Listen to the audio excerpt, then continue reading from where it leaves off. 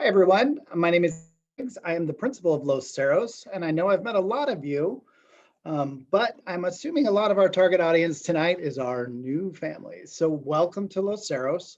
I have taken in the questions that came in, and thank you all so much for the number of questions that were submitted. I think I ended up with about 35 or 40 questions, and they're all going to be addressed in a presentation that I put together right now. Some of the questions were a little bit more personal, so I appreciate that many of you put your email addresses, and I'll respond directly to those questions to you specifically for your specific need. So this is my first live stream, so I'm really excited to have my own YouTube channel now. We're going to be putting all of my Breakfast with Briggs, my communication that I have with the students during the school year will all be here too, so that parents now have access to kind of some of the exciting things we're going to try to do during remote learning to make sure that we all stay connected to Los Cerros. I'm going to share my screen here.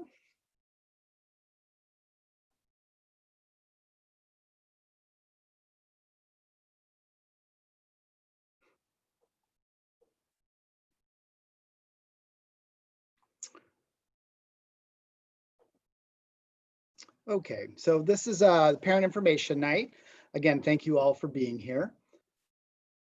Tonight's expectations, I really want to make sure we're crystal clear on the schedule, class time, the expectations with regards to what our distance learning model will look like at Los Cerros. I'm going to walk us through how we're going to be graded, assessment, some of the simple navigation. Where do I go on the first day of school to make sure that I'm part of the class? Then I'll go through some special support and programs that we have put in place to make this transition smoother. Talk a little bit about attendance, and then finish up with some important dates. I hope by now all the families have seen what the actual remote bell schedule is, and I will point out some key highlights to this. The Monday common learning schedule is what they're calling it, is also going to be our minimum day schedule.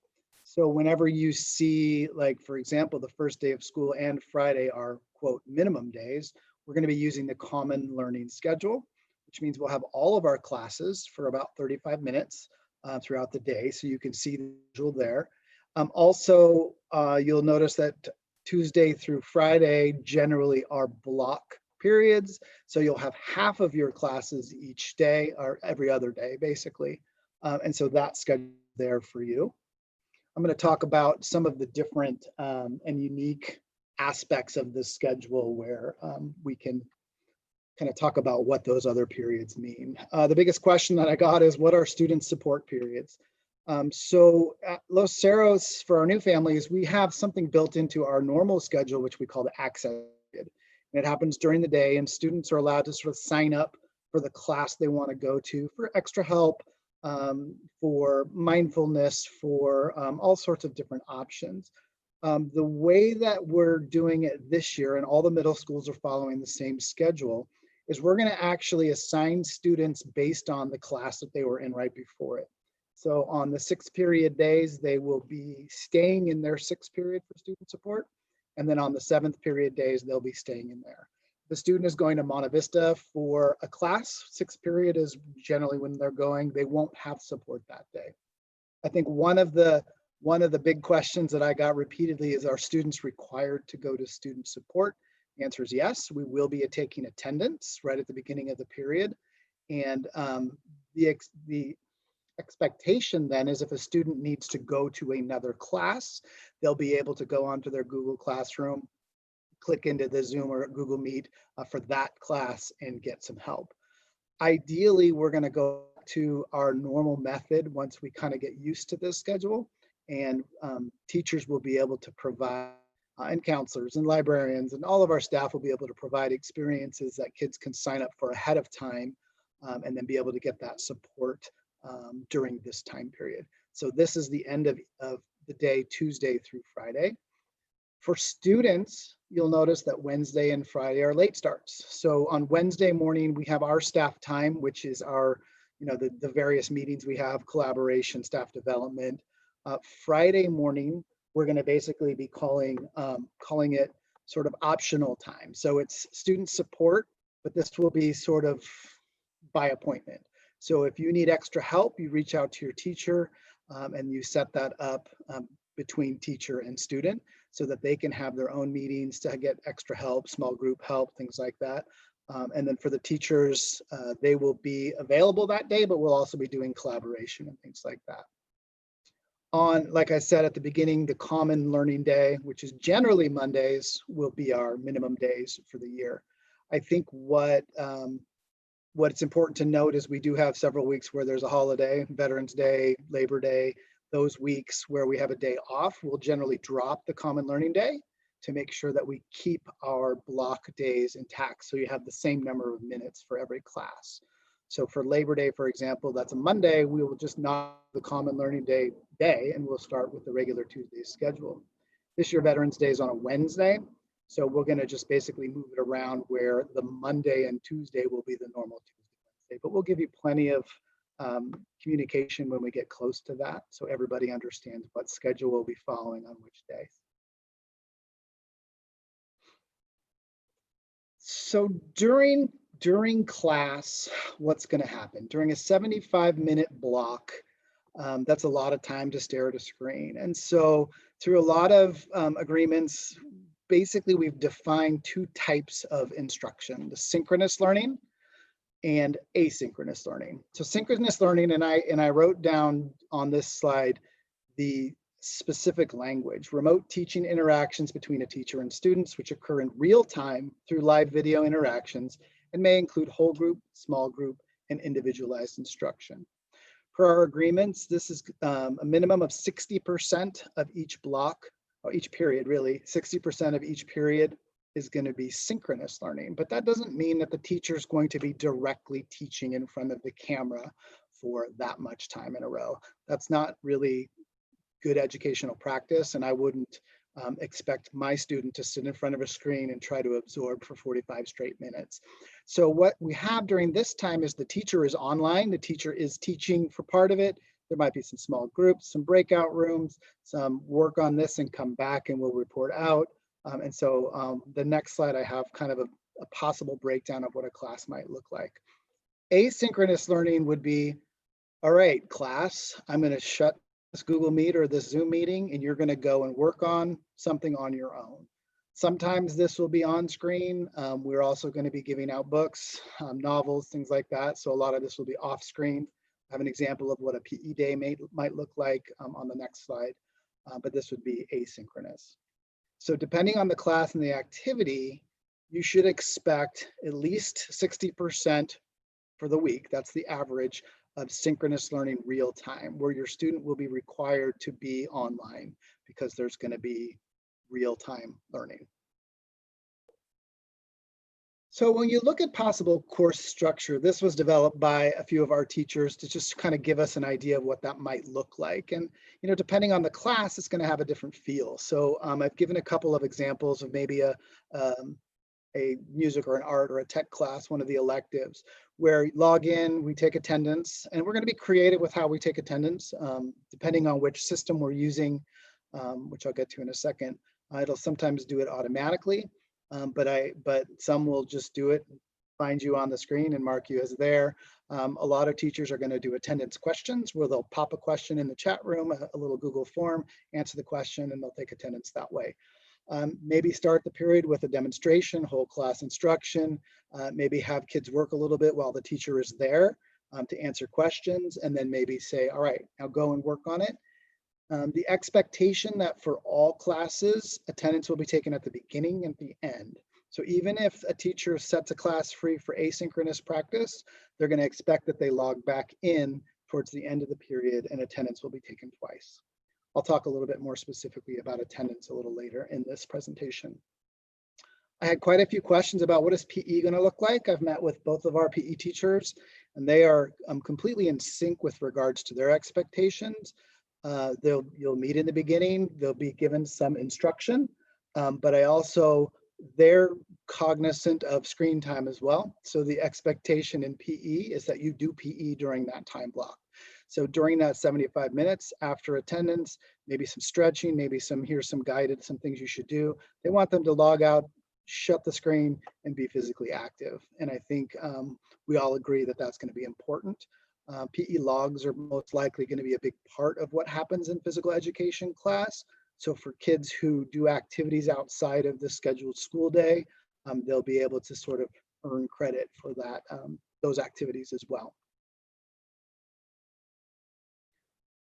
Assessments. So another question that came up quite a bit is, are we doing grades? Yes, we will be doing A through F grades, with the exception of the wheel class, which is a pass-fail, credit, no credit, which has always been that way. What we've done a lot of professional development this week and last week, talking about how do we assess a student. And I think that that's the part where we're really working on what we call our formative assessments, sort of more ongoing. Fewer of the end of unit, take a big fat multiple choice test, which you may or may not be using your phone, and doing more of showing me what you've learned, either individually, small group, presentation, short paragraphs, things like that. The district has made a decision that we're using, it doesn't really matter, but the program is FastBridge, is the company we're using.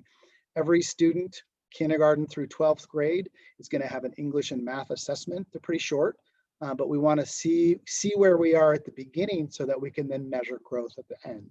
So this will be coming in the first month of school in their English core class and their math class. They'll be taking, it's about a 30-minute test, just to see where we're at. And I think using that data will help us tremendously. Again, we'll have letter grades. As far as traditional late work, things like that, we've talked a lot about it as a staff.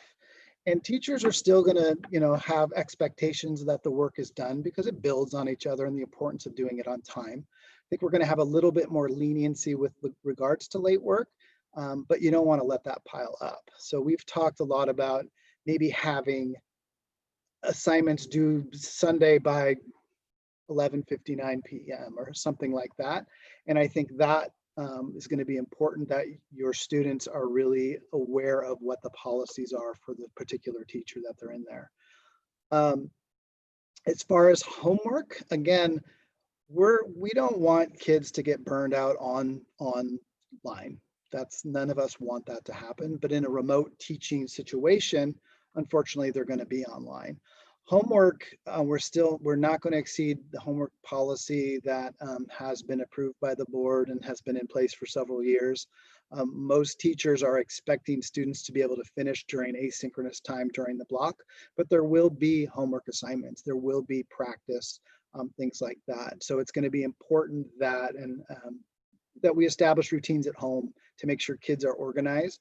We will be giving out planners. So we're going to encourage kids to continue to do that, even though they're in a digital setting.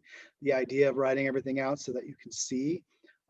Los Cerros hasn't done a block period before. So we're going to block. You have half your classes each day, which should help with being able to focus on just those 3 or 4 classes, depending on the day of the week, as opposed to having to try to manage 7 classes every day. So we're hoping that that will help not only with screen time, but with minimizing homework assignments. As far as the grade book piece, grades, teachers still have the authority to either use just a traditional grading policy, the 90% to 100 is an A, or standards-based grading. And we have teachers on site that do both. And I have in the nuts and bolts how we're going to actually do that. All right. We are going to have some school-wide expectations. And I'm a social media guy, so I like to see what's happening out in the world. And one of the things that comes up a lot is, does my kid need to be on camera all period? And the short answer is no, they don't. And I think this is a family decision, but we do have some expectations that we need to confirm that you're there. So even if it's, hi, I'm here for attendance, obviously with varying comfort levels of being on camera, we expect that the place that your students are doing work is an appropriate place. It's not in bed, you're dressed, your hair is ready to go, you are awake, you've brushed your teeth, things like that. We want the camera on, but we won't mandate the camera on be the whole time. It's really important when you have a class of 25 kids to ensure that everybody's muted and you unmute to talk and then mute yourself when you're done. We will be going over all these expectations with every student the first week. And luckily, it's not lucky, but luckily we had some practice with this in the spring with understanding exactly how to go about a remote learning situation. Well, let me get to the next slide. So all teachers are required to use Google Classroom as home base. So teachers will be using the gradebook in there because as students submit assignments, it's really easy for them to grade and have it right there. We're not using School Loop anymore. And this is going to be, I'm going to argue that this is going to be helpful for everybody. And the reason why is the grades will be automatically synced to Infinite Campus. So you'll have access to grades in your parent portal. You're not going to have to hop between different Google Classrooms to see your students' grades. They'll all be in the parent portal. And the other piece that's nice is if you have students at multiple schools, in the past, you would have to log into their individual School Loop classes. Now you'll be able to see all of your students' grades from one-stop shopping. So you'll just switch between your kids in one login. So this should help with parents as far as being able to kind of see how your kids are doing. Parents are being added to the classrooms as observers as well. So you'll have the ability to opt in and out of communication there too. So you'll be able to follow the assignments that are being assigned, whether or not your students are turning them in or not. So you'll still be able to have that day to day, but you'll also have access to the current grade through the parent portal.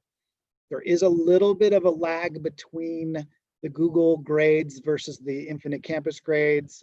They generally syncs one time during the night. So anything that's added during one day will sync overnight, and then we'll end up in that grade book. Another question I have, we had a lot of issues in the remote learning in the spring with multiple platforms. So having everybody home based in a Google Classroom should help that. And I think what you're going to find is teachers will either use Zoom or Google Meet for their live teaching. And the reason why we're allowing both for the end user, for the student, and for parents, you're clicking a link, it's going to open up in either one of those programs, and it shouldn't affect you too much. But the reason why we're allowing both platforms is each of those platforms offers some unique advantages over the other one. So last year, what we found, Zoom has breakout rooms and a waiting room, which are fantastic if especially if you're doing one-on-one, things like that, small groups, it'll automatically assign them. Google Meet is going to be introducing some of those features, and they have some now. They're not quite as slick yet, but Google Meet offers quite a few different add-ons like automatic attendance, the grid view feature, and some other add-ons that effective. So you will see, even at Los Cerros, teachers using different platforms with regards to this, but all of the classroom links will be placed within Google Classroom. We also, again, because we want to make sure that this is a robust learning environment, we are going to have a few other online systems that we'll have access to as well to help with assessments, to help with supplemental materials, things like that. But again, you'll be able to reach all of those through the Google Classroom. Another thing that happens, the district sends out communication, I send out communication, and we're talking about student accounts, we're talking about Infinite Campus accounts, we're talking about Gmail, Google Classroom. I want to set the record straight right here. So if you zoned out, come back to me for just a second, because this account, lc.firstinishiallastname@students.srvusd.net, is one account. It is Gmail, it's Google Classroom, all of those things. This is how they get into there. So if you need to check your Google Classroom, you go to classroom.google.com and log in with your lc.firstinishiallastname@students.srvusd.net. That gets you into all your classrooms. Email, you go to Gmail, or you hit the little waffle and go to Gmail, and it'll automatically populate because you're already logged in with that. So I did want to clarify in this session that that account is the account. And that's going to be important moving forward. In my communication that I emailed on Friday, I asked that you please practice now, make sure you can log on, make sure you know your password, make sure that you can access it. The Google Classrooms aren't there yet. If you're a new student at Los Cerros, you might see your elementary school classroom still. That's because the teacher hasn't turned them off. You can hide them yourself. as the schedule goes live by tomorrow, your Google Classrooms will start to populate. I do want to give just a little bit of heads up with the Google Classrooms. We had a little issue with our wheel classes. So your kids for the first day tomorrow, but hopefully not by the first day of school, might see like 5 wheel classes, but that should be fixed up by tomorrow, hopefully. So that was the one little hiccup that happened with our scheduling. Our wheel classes are a little bit complicated to schedule in the back end. And that's again for 6th graders. If you need help, and I'm putting this on the screen, and when I'm done, I will email this presentation to our email list so that if you missed it or you want to go back and see anything or any of the links that I'm talking about, you'll have access to it. parentithelp.srvusd.net is the place that you would go in if you have any questions about this physical technology. I borrowed a Chromebook and for goodness sake, I can't get it on the network, or I meant to need one, or I didn't think I needed one, but now I do. That's where you're going to go for those requests. If you can't for the life of you remember your password or get logged in due to a password issue, we have set up an email address, lcpassword@srvusd.net, that you can email from a personal account and we can get it reset for you. Or you can go to that website right there, password.srvusd.net, where you can self reset your password if you're having problems with passwords. Like I said in the previous slide, which I didn't read, the default password is capital I, capital D, hashtag, which was the number sign when I was a kid, and then the student ID number. That's the default password. All 6th graders, that should be your password. 7th and 8th, it should be, but if you changed it, it'll be to whatever you changed it to. So if you can't remember or can't get in with those, please use the password help, one of those 2 options, and we'll get that reset for you. But I do implore you to try it tonight, try it tomorrow before Thursday, just to ensure that you can log in so that you can join your classrooms. We've got a lot of avenues of student support that we are rolling out during remote learning. Nancy and Lauren are 2 amazing counselors, of course. They are, like they did in the spring, creating grade level Google Classroom. So all the 6th graders will be in one, 7th graders in one, 8th graders in one. They'll be pushing out just a few kind of social emotional, make sure everybody's doing okay. They were very effective at kind of figuring out which kids needed a little bit more support based on some of the answers that were submitted. And so they're going to continue that this year. They're also going to be offering all sorts of events, places that kids can go during support time, because we've got four half-hour chunks every week plus the Friday morning. So they're going to be providing that. They're going to be pushing into classes, again, to do some of our social emotional, like they've done in the past, just be doing it remotely. Also, you'll be able to make virtual appointments as well, both parents and students with both of our counselors. They're downloading Calendly, I forget what it's called, sorry, but it'll help them kind of manage appointments and appointment slots. So those will all go live this week. For our new to Los Cerros, our 6th graders and new 7th and 8th graders, you may have started to be contacted by a group of leadership kids. They're working on it now. In fact, I can hear them outside my window right now.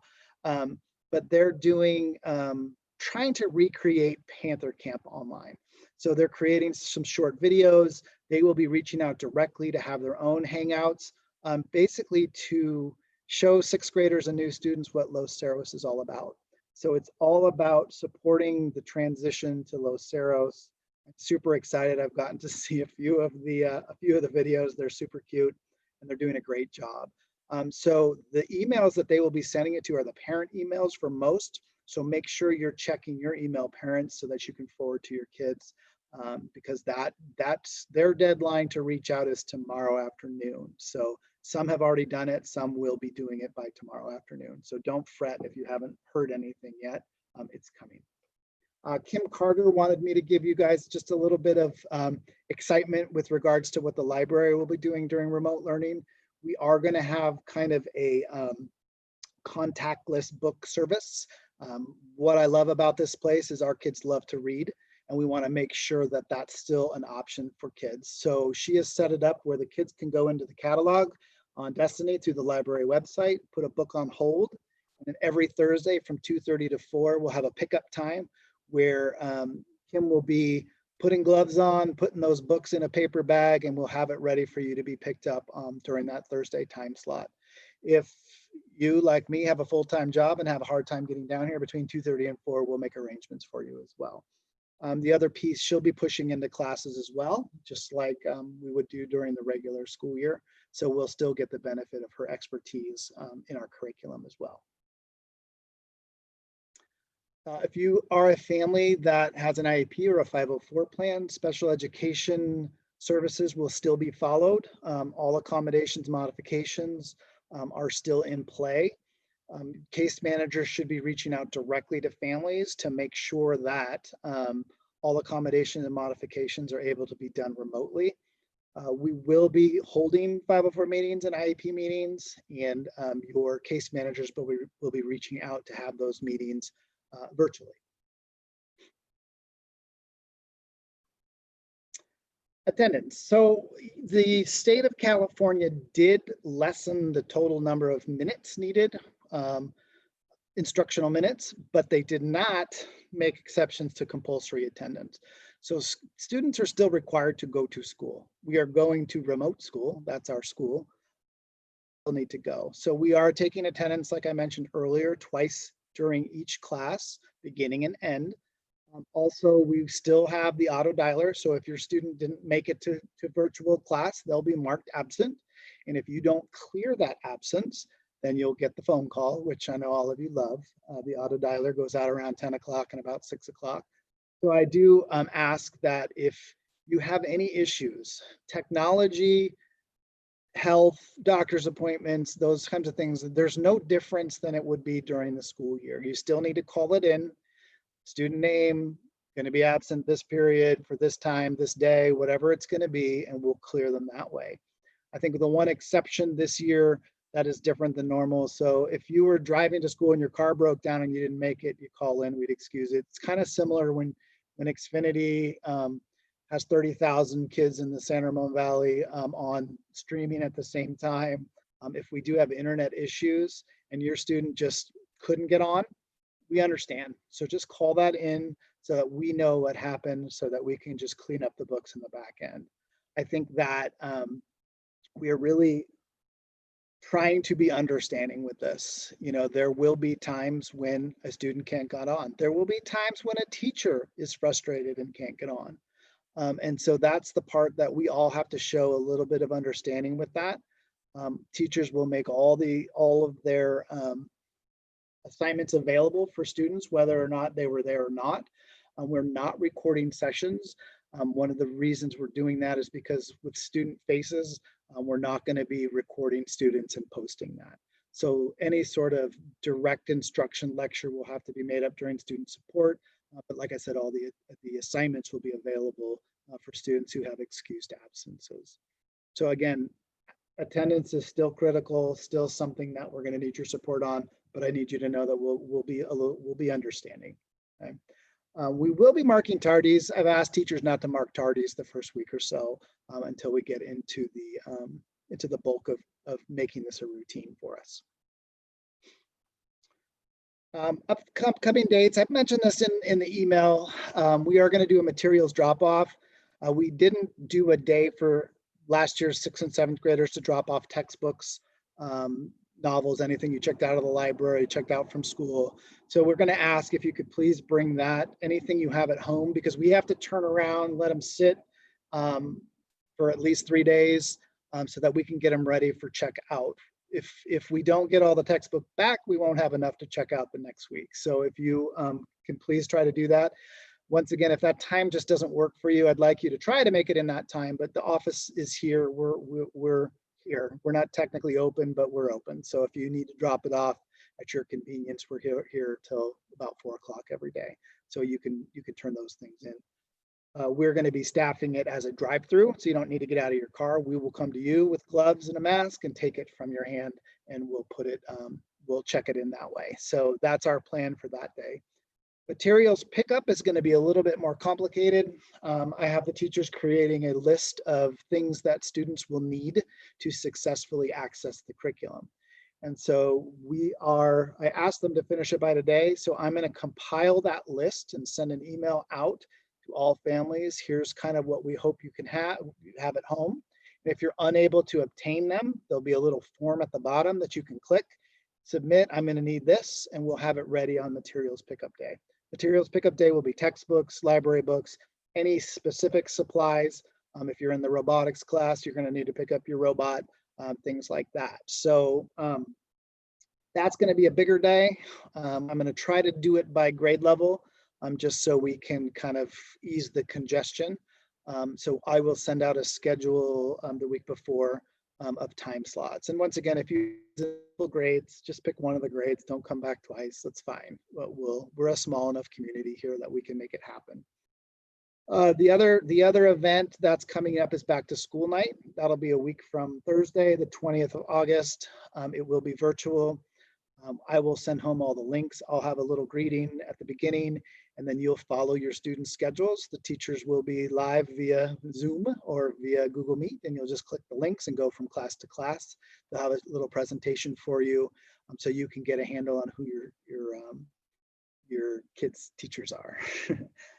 We were going to do school pictures in associated with the materials pickup day, but we decided there's really no rush. So we do need to do pictures at some point. We are doing the yearbook this year. Some of your students probably want a student ID for other activities, but we're going to kind of wait to see where we go, health regulations, things like that. So I did put that date on hold for a little bit, but we will do, I met with the company that does our pictures, and they said they can do it contactless, they can do it distanced. So we'll do that, but I'm not in a super hurry for that. One thing that I think I didn't mention, schedules will go live tomorrow. They say by noon. I heard some rumors that some of them went live a little earlier. So if you haven't checked your portal, maybe there's something there. That being said, there will be mistakes in schedules. You may be in the wrong math level. You might be put in an elective that you've already had before. We're asking that you go to class the first 2 days. On Friday, I will be emailing out to both students and parents a link to request a schedule change. We're going to be doing it electronically because we just can't have everybody down here at the office turning in physical paperwork. So we are not going to send that out until Friday. We'll send that out. We're going to ask you to get it back no later than Tuesday, and we will make changes and reach out to families directly if we need to make schedule changes. Some of you have asked for some specific schedule requests, and I've done my best to make that happen. For some families, I did go a little bit more in detail with regards to why sometimes it's hard to do. In a school this small, sometimes one teacher is an entire department. And so they can't teach the same class at the same time in the same period. So sometimes it just doesn't work. And so we do our best to accommodate. Our schedule is done right now with the exception to the wheel, which again, your kids may see 5 sections of wheel, but we will hopefully get that fixed so they know by 4th period on Thursday where they need to go, but we'll reach out there. So those are upcoming dates. Basically, those were the questions that were submitted. I was able to answer. If you are watching on your computer and have access to putting any additional questions in the chat, I am happy to try to address them. One thing that's kind of funny is I'm talking on Zoom and there's at least a 20-second delay for it to go live on YouTube. So if you put something in the chat, it'll take me a little time to see it, or there'll be a little bit of a break. So if you have any questions in the chat, I'm happy to take those. And I don't see any. I see great and I see hi. I see 2 little comments in there right now. I'm going to stop sharing. And let's see.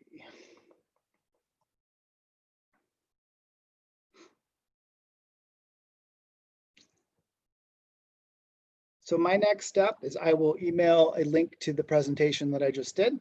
If you have any other questions, of course. How do parents see coursework? So I see Gabrielle's question there. And I think what I would tell you is you're going to be observers in the Google Classroom. So parents are automatically added. And because you're automatically added, you'll be able to see what assignments have been turned in. what assignments have not been turned in, what's been assigned. You'll be able to see due dates, and that's going to be through Google, the Google Classroom. Okay. Thanks. Band is still happening. Kate, thank you for the question. We've subscribed to a new service, and it's music. Oh gosh, I know I was going to forget it. There's an online piece, but then Lindsay's going to be utilizing the breakout rooms where students can actually play simultaneously. She'll be doing direct conducting. We're still doing music. We're still doing drama. I'm actually kind of excited about what that's going to look like. So once you get into class, she'll walk you through all those things. Subjects for the wheel, we changed them a little bit this year. So we're going to have, there's 5 spokes because our 6th grade class this year is a little bit bigger than our sixth grade class last year. So there's an art wheel, there's a performing arts wheel, there is a keyboarding wheel, there's a study skills wheel, and this year we're adding a world language wheel, which is going to be kind of cool. It's kind of an intro to several different languages where we'll be talking kind of the culture, kind of the background of the language, try to stoke some interest in language in 6th graders so that when they move on, they'll have a little bit of a background understanding kind of the structure of different languages and things like that. So that's going to be the 5th one. All right, for the reasoning behind the block schedule, that was a district decision, but the idea is trying to log in and out of 7 classes every day. They thought might get a little bit overwhelming for everybody. So educationally speaking, with a block, you can do your direct instruction, you have time to practice, you have time for feedback, you have time for discussion, all within the same period. It lessens kind of the overall what you're responsible each day. So that's kind of the rationale behind the block, but that was a decision that was made outside of Los Cerros. Let's see. Mondays are always that shorter day period. The common learning Mondays are always that unless there's a holiday during the week. So if there's a holiday, then we drop that common day so that we have other block days. Schedule support parents who are supervising their student schoolwork. What we talked about as a staff is to have some flexibility with due dates so that we know that maybe some kids need to kind of collect assignments and get the bulk of it done on the weekends. So that's kind of the big piece that we're really looking at right now is, you know, we still have the expectation because this is the state and the district is basically saying kids have to be on at that during the live teaching, and that's the attendance piece. But as far as needing support with regards to classwork, students can hold on to that till student support, until parents come home in the evenings, things like that. And that's going to be the home schedule and kind of the importance of creating whatever the schedule is going to work for you at home to help with that support.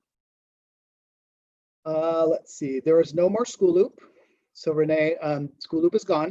So the grades will be both in Infinite Campus, your parent portal, and the Google Classroom. I imagine most families, it'll be a lot easier just to check those grades in the parent portal because they'll be all there together as opposed to popping into each individual Google Classroom. Let's see. Class schedule will be available in the parent portal, and that's going to be available by noon tomorrow is what they told us.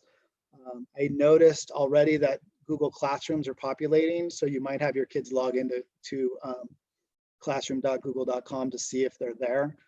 They are visible for teachers, but I don't know if they're visible for students yet. But tomorrow by noon for sure. Can I clarify what students do for period 7 this Thursday and Friday? Howard, I don't understand the question. So if you have a student who's going to Monte Vista for 6th period, 7th period will be their PE class, and so they'll be missing it most likely because the high school and middle school schedules don't do that.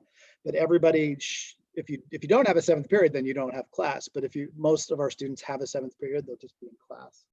So I'm not sure I understand that question. So 6th grade wheel, art, computers, performing arts, study skills, world language. Perfect, Tara, thank you. Parents are going to be added automatically to Google Classroom classes this year as observers. So when you log in, you're supposed to be able to see that, and that'll be with whatever your email address that you put into your account that you've done for Infinite Campus when you do your annual update, whatever your primary account is. And that's how the parents will be done, Beth. Do kids have to take all the classes in the wheel? Yes, because the wheel doesn't align with our semesters. They're 7-week courses because there's 5 of them. And so they just rotate through all 5 of them. Unless you're a student who is in choir, 6th grade band, or a resource class, every other 6th grader takes the wheel. I like beers with Briggs for the parents. That sounds fantastic. Thank you, Mike Austin. If you become a super booster, we will be having an event in the fall. It probably will have to be virtual, but you'll get some access to some Andy Briggs time. If the student doesn't need help, what happens? So they're required to attend for attendance, and they can work on finishing assignments, homework, quiet reading, things like that.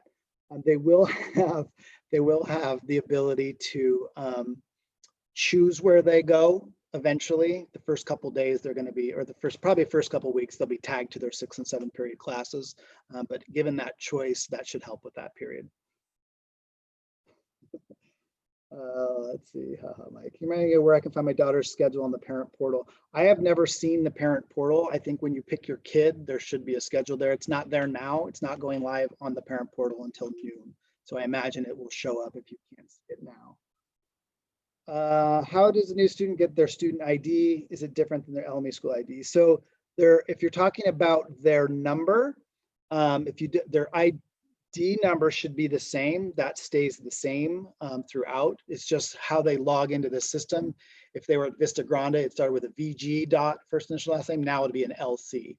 And if you want to confirm what your student's login information is in the parent portal, when you go in there and you click more, and then under more, you'll see family. You click there, it'll show what the student's account is. So it'll be LC dot first initial last name. Sometimes if you have a very common last name, you might have a number after it. So if you're having a hard time logging in, just double check to make sure that you're the only one in the school that has the same first initial last name. And that's under family in the parent portal. Yeah, student support period is mandatory. We will be taking attendance. They are required to go. Be careful that ASVC is still in process of parents wait till after 12 tomorrow. That's true, Kevin. It may not be correct now. Like I said, we're fixing our wheel classes, but all the other classes should be correct right now. The way they populate, it's not all at the same time. Juan, I kind of went through PE remotely.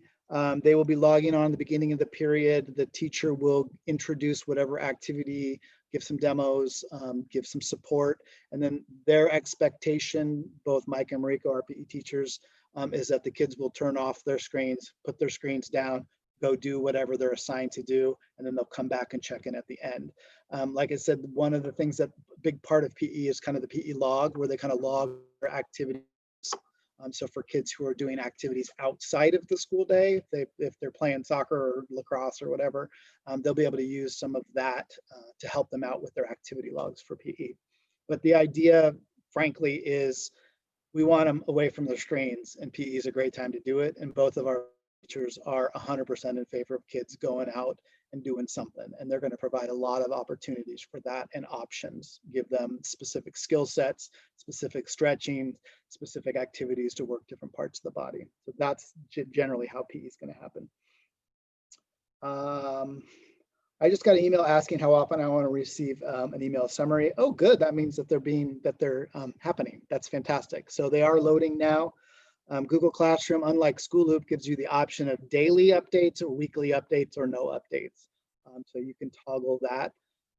If you go to the remote learning section of the website, there's a whole bunch of tips and tricks with regards to how do I, as a parent, navigate Google Classroom? What should I be looking for? Where should I be going? Things like that. Okay, like I said, I'm about, are we still having Spanish language as an elective? Yes, absolutely. We have very full Spanish classes this year. Gabriella, what did I just say? Daniela White, sorry. Daniela White is our full-time Spanish teacher this year. We have some pretty, some good numbers. A lot of kids signed up for Spanish this year. I'm really excited. She's fantastic. If a student has a class at Monta Vista, will that schedule be displayed in the Google Classroom as well? They've told me that it will, yes. So if you have a student who's taking geometry at Monta Vista, you should have in your Los Cerros schedule, you should have during an unassigned 6th period, because that's what aligns with Monta Vista. So it'll say at high school, I think is what it says on the Los Cerros. And then you should see the Monte Vista class with the teacher and that information. And there will be a Google Classroom that will be created for that Monte Vista class too. I have to tell you, this was a lot of information and I tend to talk really fast. So I apologize for the big brain dump. I'll share this. I will share the link to this slideshow so that if you want to go back and look at anything, feel free to email me directly if you have other questions.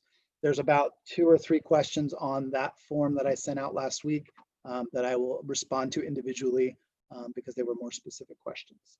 Okay. So I love it. Let's let the games begin. I also like the idea of having an updated parent information night. I kind of see back to school night as maybe that option. What Allison Mulliken, my assistant principal, and I have talked about is maybe having me do a session with some updated questions. So kind of keep that question document live, send it out that next week to see what came up, what issues are you guys having, and then I can address them before you guys go into the classroom teacher presentations. I like that idea. You'll find that I'm about communication, so there's no secrets here.